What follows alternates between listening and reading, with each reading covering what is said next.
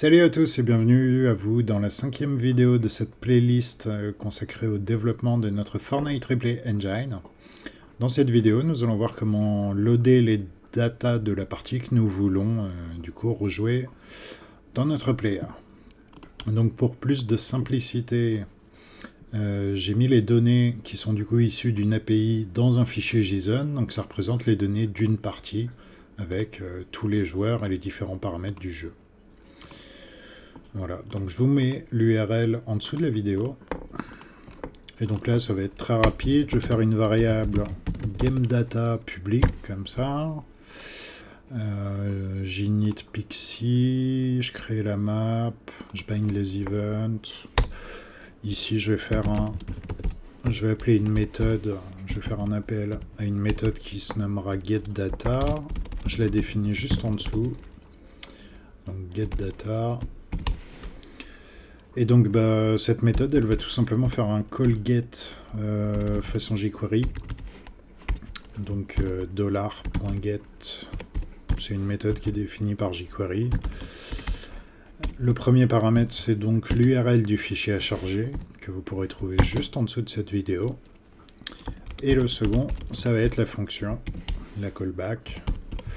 Et cette callback, elle prend des datas. Enfin, elle nous passe un objet que moi j'appelle data ici, mais appelez-le comme vous voulez, qui contient du coup en fait le résultat du call get. Donc là en l'occurrence, le contenu de ce fichier là.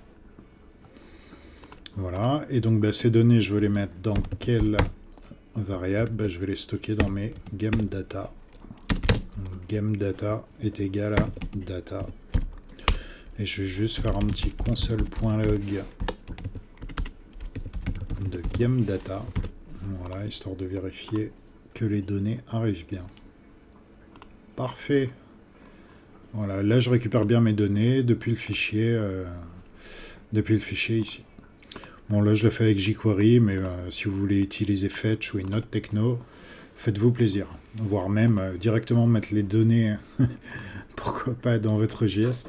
Là, le but, c'est de développer le player. Hein. Si après, vous avez accès à une API qui vous donne des données de différentes parties, etc., ça, c'est à vous de voir.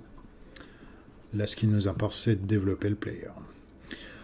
Donc, je dirais qu'on est arrivé. Il me dit qu'il n'est pas content. GameDA, c'est parce que j'ai tapé trop vite.